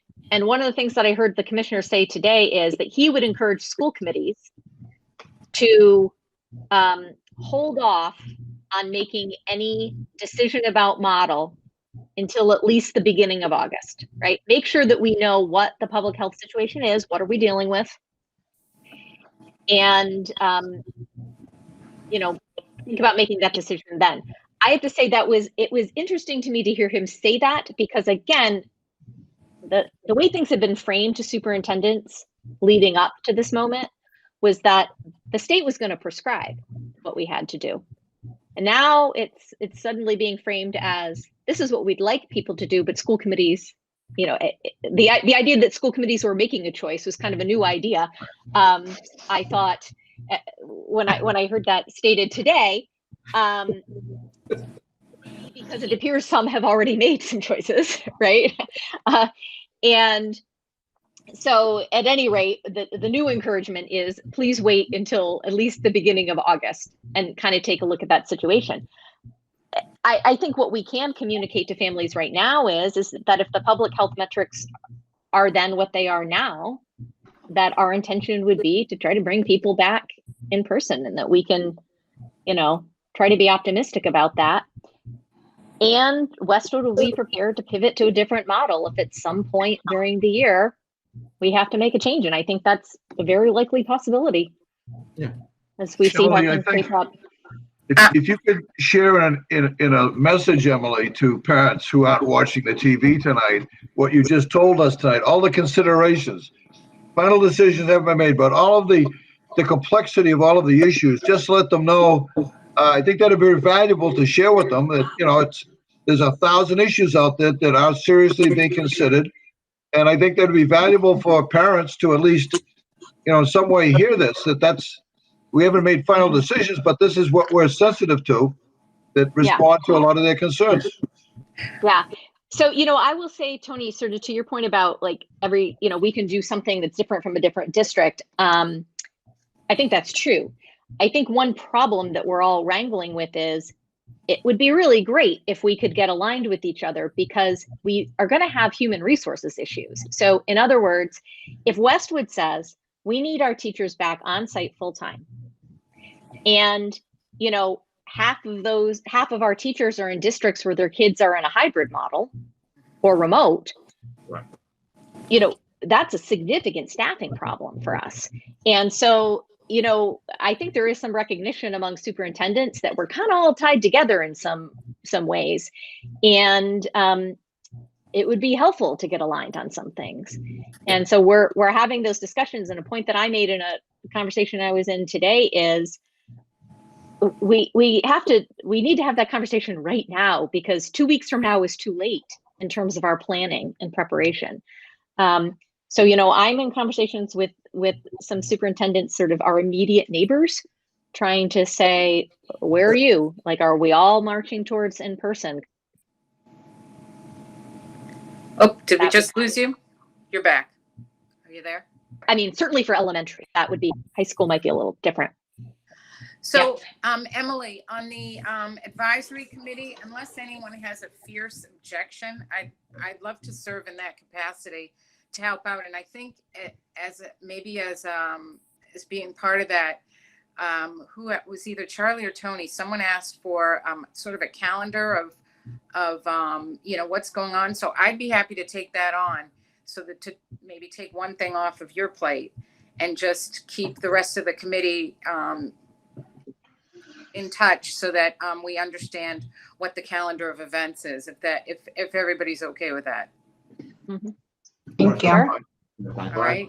Yeah, I guess Okay. maybe we'll get to this. The other question is just more, maybe it's at the end of the meeting, is just, I can't remember when our next meeting is, but are there budget or policy decisions we have to make? I don't know. You can do that offline, but we should just talk about that at some point. What is it? Maybe. I think that is important. I mean, we are working fast right now, and things are coming up, and frankly, we're going to be engaged in some impact bargaining. So yeah, there are going to be some things that we need the school committee to engage in, maybe before the August meeting. And so flexibility is our motto these days, right? Nimbleness. And so we may need to call some meetings, maybe even brief ones, just to sort of crank through some issues. And in the meantime, sort of in the spirit of flexibility, we had some conversations about FTE and staffing. And I think one of the things that I'm getting my head around is that we are going to have to use our existing FTE differently and creatively.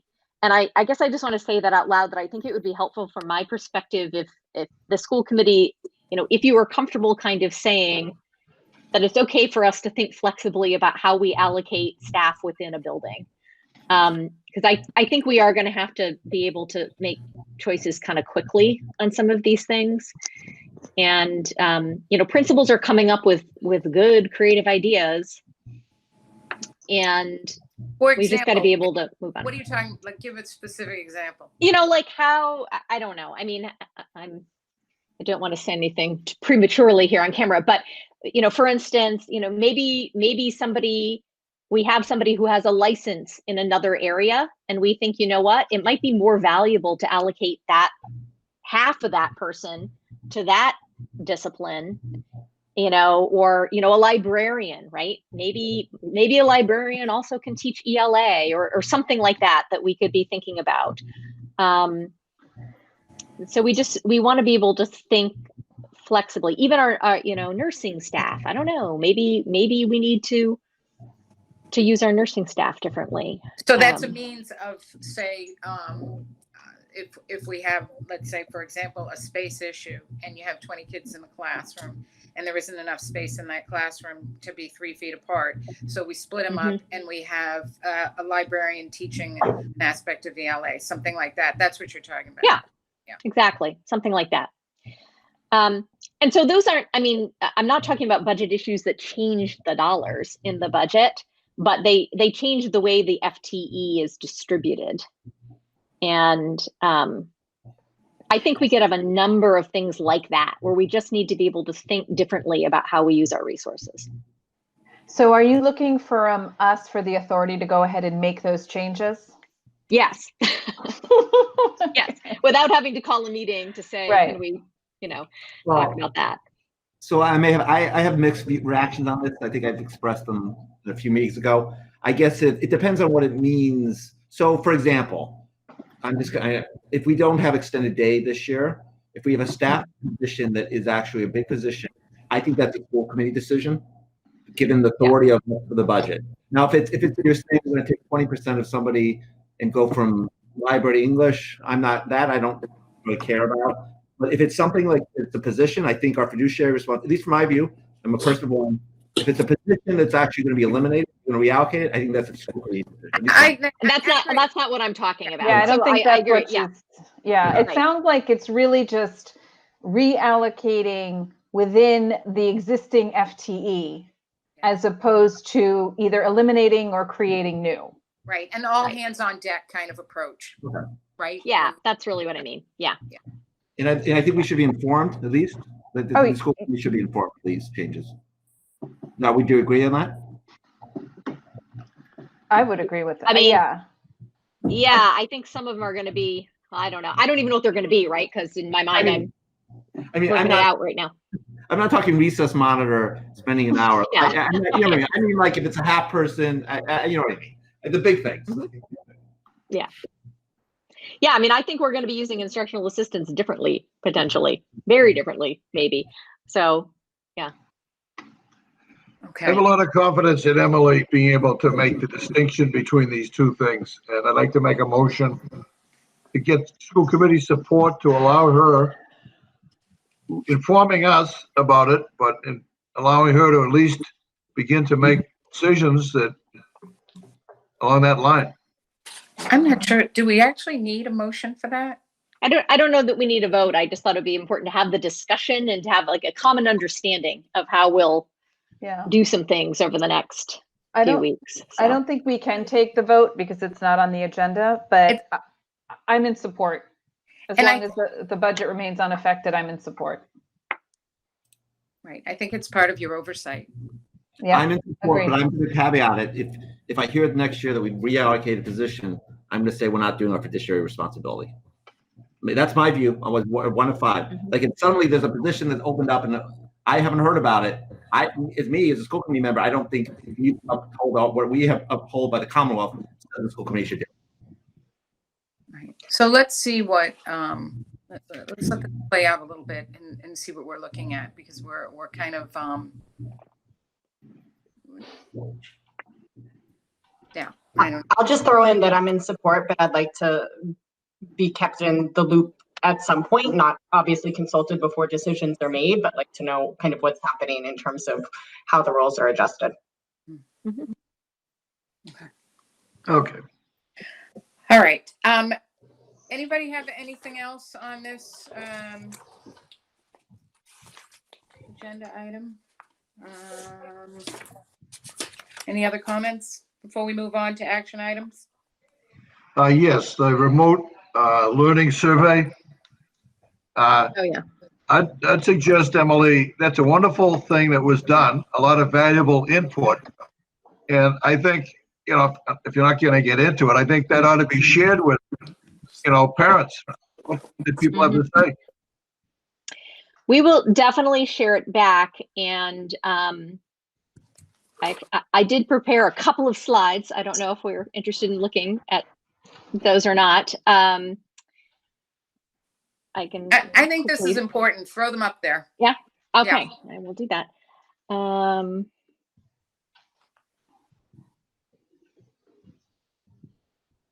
I think it's important for parents to know that when they fill out these surveys, we take them seriously. So I think.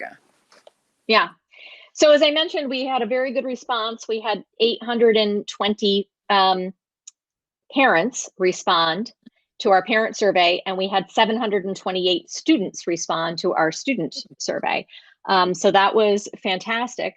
And, it's giving us some good information, and we will definitely learn what we'll definitely use what we learned this spring when we're developing our new model for hybrid or remote learning. So just a couple of sort of high level takeaways. We asked some questions about communication.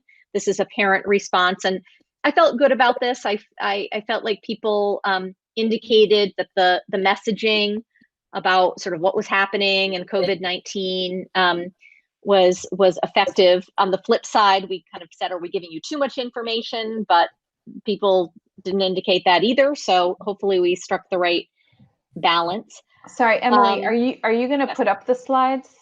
Oh, can you not see them? I'm sorry. I guess No. I'm talking to myself here. I enjoying. thought that they were coming soon. Yeah. We thought this was No, the I intro. was enjoying my pie charts there. Can you see that now? Yes, now we can Thanks, see it. Maya. Okay, Thank you. excellent. There they are. So you can see here that basically we're looking for blue here. So blue and turquoise strongly agree or somewhat agree that they've received consistent messaging. Am I receiving too much information? People didn't seem to think they were receiving too much information. We asked students about their experience of remote learning, and we just wanted to get a sense of if they were participating. And you can see this is a really wonderful result that by and large kids were participating, almost all of them. And we asked them sort of how regularly they were participating. And you can see how students responded here. Again, really the vast majority of students said that they were participating. And interestingly, we asked, students this question about if they felt prepared for next year. And you can see that, about 75% of them are saying, yeah, I feel prepared for next year. We had about 17% who said that's somewhat true. And we do have a small percentage of kids who are concerned that they're not prepared for next year. In terms of families' experience of remote learning, I think a very clear theme is that families think that their children learn better at school than at home. And I don't have a pie chart up here from teachers, but I can tell you that in the teacher feedback, they had a similar impression that they think that in-person instruction is their preference as well. In terms of families' experience with remote learning, I think that parents had some concerns about whether or not children had learned the most important material for the grade level. In some ways, I would say even maybe more concerns than the students themselves expressed. But still, I think we do have a significant portion of people who either strongly agree that their students are prepared or somewhat agree. We are curious about kids' comfort level in communicating with their teachers. And, while there's some room for improvement there, you can see about 75% of them indicated that they did think their kids were reaching out to their teachers. When we look at parent involvement in terms of implementing the remote model, not surprisingly, we see differences by level. And, I would note that I think that there were a lot of similarities in how parents responded to different questions across levels, but here is one of the differences. So not a surprise that parents had to be much more involved in student learning at the elementary level than at the secondary level, where kids were able to be more independent. And, that was important because I really felt like the tone of the feedback that we got from parents overall, honestly, was very positive and very supportive by and large. There was a lot of acknowledgement that the situation was difficult and that people were doing their best. And I really appreciated sort of the tone of the feedback. And, having said that, people were very clear that there were a lot of obstacles, and that, first among them was that it was hard to balance work responsibilities and parenting responsibilities. A lot of people, many people gave voice to the fact that it's kind of hard it might be harder as a parent to motivate your student to do schoolwork than it is for a teacher. So we did hear a lot of those sentiments expressed. We asked some things about summer planning, and I think this is important that about 78% of people said that their priority would be for us to make it safe for students and staff to return to the school building, and that certainly informs our thinking about how we're planning for fall at this point.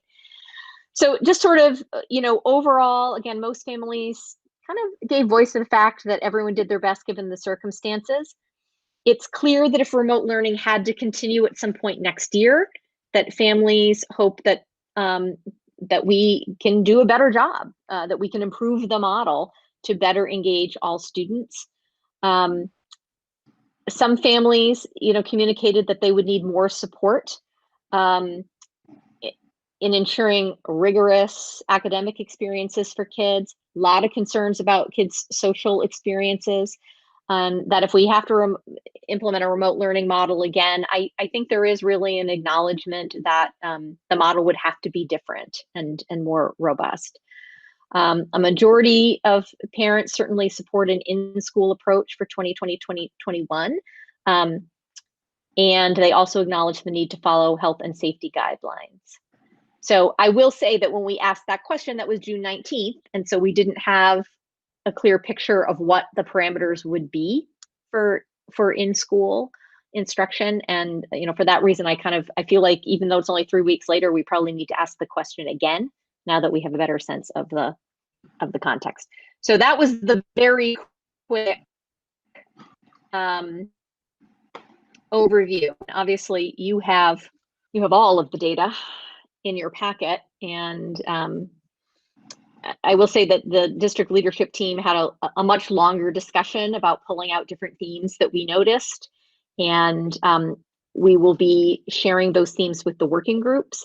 So I'll give you an example. One clear theme from faculty at the secondary level was that they think that kids do need to have their cameras on for synchronous learning.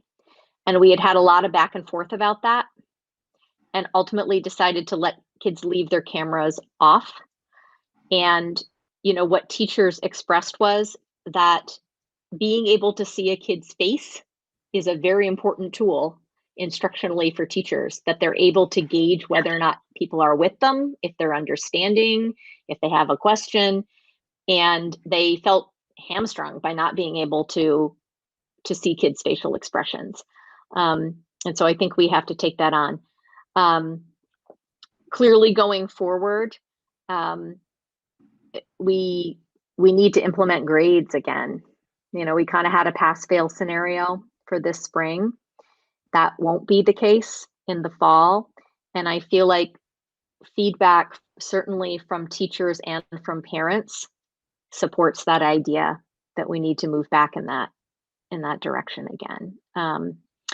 So there are a lot of things that I think can be pulled out of that feedback that really is going to inform what we do. I think it's a fantastic job you did. Thank you, staff. Are there any other towns that have attempted this that we could share with them what we've done? One thing I noticed in there was when the Academy of Pediatrics supported Get Everybody Back to School, your major reason was mental health problems that the younger kids are having. And I was wondering if we could join with maybe some other towns, maybe identify some mental health pediatric people, and have a system where parents who have concerns could email in their questions, and maybe have a Zoom consultation of these pediatric psychologists sharing with parents what their thoughts are. I think something along that line, could be put together. Maybe other towns could share the cost with us. But I think it seems to me that there's a concern out there among a lot of people from the young kids who have had some problems, and how might we address that? And I think getting the parents' questions to a trained mental health practitioner, a group of them, Zoom responses could help a lot of people, particularly if this, home learning goes on. Yeah, that was a theme. I mean, we asked parents in what areas they could use support. And I think that, as I recall, was sort of the top area that people identified. And I think that really is another, it's a big driver in terms of getting kids back to school in person. When you read the student open responses, which I have to say, if you want to feel good and sort of restore your faith in people, read the student open responses. So some of them were just so, in some ways, they were sort of the most gracious about acknowledging the difficulty of the situation and how people had risen to the occasion. So that was really nice. But what you also see is that they really want to come back to school. And I can't say that they necessarily say I can't wait to, learn science again, but they all are giving voice to wanting to be back in a social environment, to see their friends, to interact with their teachers. I mean, it's really, really clear how important that is to students. All right. I just had a quick question about the student survey specifically. So obviously it seems to me that the students who would fill it out were probably somewhat engaged in the remote learning process. So I was wondering if there's anything going on to target the kids that weren't engaged and to capture what went wrong, what the barriers were, how the district can help them. Yeah, I think that's a great question. I mean, so first I would say that I think you're right. I mean, obviously it's not a random sample of who chooses to respond to the survey. We are able to cross-check. So we ask similar questions of teachers. What percentage of your kids were engaging, right? So we are able to try to triangulate that a little bit. And yeah, the percentage of students who said that they were engaged was a little bit higher than what we got from teachers. I will say, though, we still did have a very high percentage of engagement. So that, I think that was a success. And, Yeah, that's an interesting question to think sort of systematically about that. Students who were not engaged, I mean, we have been really tracking those kids throughout the spring very carefully and working with parents and reaching out to them in an ongoing way. And the situations are very individualized often, right? And we've been thinking about it as a faculty. So I'm just going to give you one example. We did a lot of sort of quick professional development on Fridays for teachers to sort of think about issues that were arising or skills that they needed. And it was a lot of faculty led.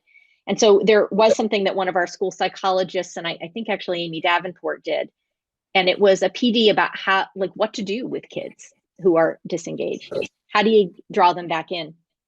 And I think one of the things that we learned was that the best way to get kids back in was not to start by communicating about what they were missing or what was due or what they needed to do to catch up.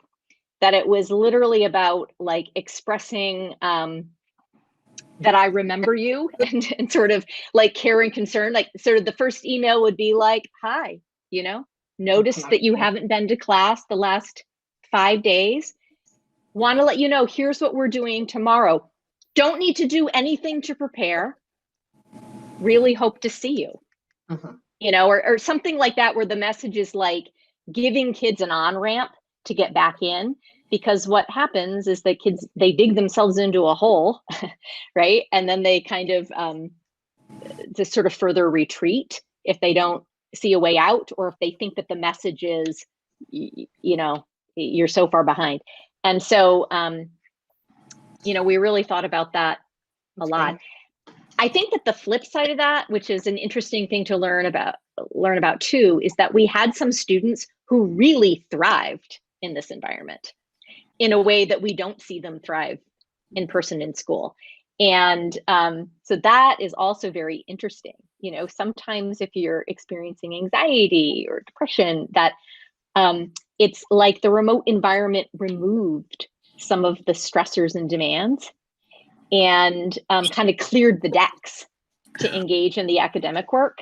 And, you know, so there's just some really interesting things to think about there also.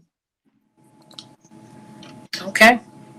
Well, thank you for that. That's we have a lot to think about and a lot to do over the next couple of months, and we're gonna move on to action items. And the first action item has to do with all of this, because funding is such a huge part of what we need to do to get our kids back to a safe and productive environment. And so I received, you have it in your packets. This resolution came from actually the chair of Triton School Committee right now. So I'm hoping you all had a chance to take a look at it. It's basically a resolution saying the state should be funding what we need to do to ensure that our kids, I'm trying to pull it up right now. I just had it. Give me a second. To ensure that our kids can come back to school. Give me 1 second. Carol, do you want me to put it on the screen? Yeah, I have actually, it here. that would be helpful. Thank Okay. you. And there right now, so this resolution for requesting state funding. So basically it's saying this should not be an unfunded mandate, right? As of, I think yesterday, as of yesterday, 134 districts had signed on. And so we have been asked to join as another school district that would request this, that the state mandate, I'm sorry, that the state fund the COVID-19 mandates. So I was hoping that we could discuss this a little bit if you want, but I was hoping that we could get a motion to accept this school committee resolution requesting COVID-19 state funding. And I would ask the person who is in fact going to make this motion to read. I mean, we could waive the reading, but it's pretty short. The 5 quick sentences, and what do you think? I'd like to make a motion to support this and waive the reading. Can I ask a question? So is Sure. this funding that is sort of being requested here in addition to the 225 per student that we're getting? This resolution, to my understanding, is saying that any mandate, any COVID-19 mandate, should be funded by the state. So I would say that it is in addition to the 225. Now, this may have come out prior to. Right. I think it did come out prior to. And that 225, Emily, did you say it's up to 225? It is 225. So I guess, what Definitely I would say is that the, so certainly I believe that some school committees began to adopt the resolution before the announcement of the 225 per student, right? So that's certainly true. And yet you will also see that many of the school committees have signed on to the resolution subsequent to that. And I don't know, but I'm assuming that that's in recognition of the fact that, $650,000 for Westwood, certainly that's fantastic. And it doesn't come close to covering Right. what we're dealing with. Right. I guess the only other thing, I mean, I am absolutely in favor of this, don't get me wrong, but the only other thing I would say is that we haven't received any mandates, right? And isn't it just guidance so far? Well, that's an interesting question. And so, we've sort of said, well, are these requirements or is this? And the answer that we've received from the state is that the public health guidelines should be considered required. So, for instance, if a district wanted to say, you know what, we're bringing kids back and they're not wearing masks and they're going to be sitting, packed in, that would not be acceptable. And we would open ourselves up to tremendous liability for that. Well, right? yeah. So we Yeah, would I just want to make sure that this resolution, which I do think, again, I think we should definitely sign on to, but it actually has some efficacy and isn't, but anyway, those were just my thoughts when I read it. I have a different question. I guess I have a different question or comment. And maybe I'm an old timer now. I guess I'm the third oldest timer. You mean old or old timer on the school? Well, Which one are you saying? both of them. Okay. I'm just And it's clarifying. so this committee, and again, we have Maya and Amanda were part of this. We had a long discussion. I think it was 3 or 4 years ago around a question around charter schools, and the conversation of the school committee was we aren't going to take a position on political issues. Okay, which I'm fine. If that's the decision, that's fine. We had another conversation 2 years ago, I think, on a marijuana question in town that was similar, and there's a bit of a division. So I'm actually going to vote against this because I think it's bad. I'm going to vote against it on principle. We should be consistent. It's my view. We should be consistent as a school committee if we vote on these things or not. So that's my view. And I don't want to make you're muted here. I think that's a great point, Tony. I agree with you on principle that we've tried to remain apolitical and I recall both of those issues very clearly. And I agree with you. I always feel like school committee should be apolitical. I just feel though that the state has put us in a position now. We don't have a lot of wiggle room and there's so much need. So at the end of the day, we have to bring kids back and again into a safe and productive environment. And but I totally get your point. And I remember we had those discussions for sure. Valid point. Yeah. And I'm not I mean, we don't need to get into this now. I mean, we are elected, right? This is a political position. And we have constituents and we talk about our platforms when we're running. So I'm not sure that I would say this is an apolitical committee, right? We are elected officials, and just by the very nature of that, it's a political position. I also, having said that, I don't really see this as a political statement. I see this as sort of an extension of our roles in advocating for fiduciary responsibilities and saying to the state, you know, we're happy to comply with mandates. Of course, we will comply with them, but there has to be some recognition from the state that this is going to impact our budget and consequently impact the taxpayer. And for those reasons, I think it's important to send this statement to the state. Yeah, 127 school committees have supported this. I don't think it's political. The issues you mentioned, Tony, there were pros and cons, and this was just asking for money, you know, to support. They wanted, We just want some money. 100% approval of that. 155 committees voted on question yes or no. So I just saying for the record. Yeah, put it to a vote. fine. Let's It's put it to a actually, vote. yeah. So let's just so we're gonna go with Charlie's motion. Charlie? Yes, I just ask without having to read the three things, to vote to support this request of the state for funding of the different things they're asking us to do on COVID-19. Okay. Do we have a second? Is that clear enough? Can we do that? Can we? It's late. I thought we would end on time, but it's okay. This is an important meeting. Do I have a second? I'll second. Do you know what you're seconding? I think I'm seconding, supporting, agreeing that, you know, having the school committee sign on to the statement. And we are waiving the reading, although it is available. Oh, it's on the screen. Emily is presenting it on the screen. Would you like me to read it? I'm happy to read it. I think that would be good just for the public. Okay. Yeah. So in my seconding, I'm reading it. Whereas the schools are to reopen this fall in the midst of the COVID-19 pandemic, it is the responsibility of each school district to do so safely and responsibly. And whereas it is the responsibility of the state to ensure that each school district is able to pay for the enormous additional staffing, transportation, and material expenses required to do this.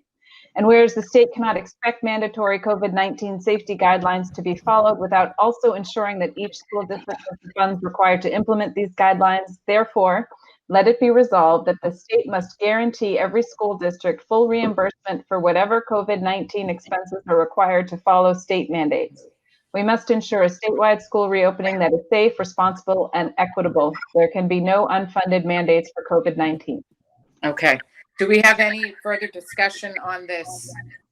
Yeah, I guess my further discussion, we should have a conversation at some point after COVID is done about our policy as a school committee on this question. Because agreed. There's two new people here. I was on the other side of this 4 years ago. I don't care one way or another. I think we should just be consistent. You mean in terms of political? I hear you. Yeah. I don't care one way or another what we do. I agree. Don't say you don't care. You care. You care. Well, I was on the other side of this 4 years ago. I said we should be permissive zero. So I know that's okay. You've grown. So no further discussion. I'm gonna do. We got to get out of here, people. We're gonna do a vote. Who are you, people? All right. Maya Plotkin. Yes. Charlie Donahue. Yes. Tony Mullen. I respectfully dissent. Nay.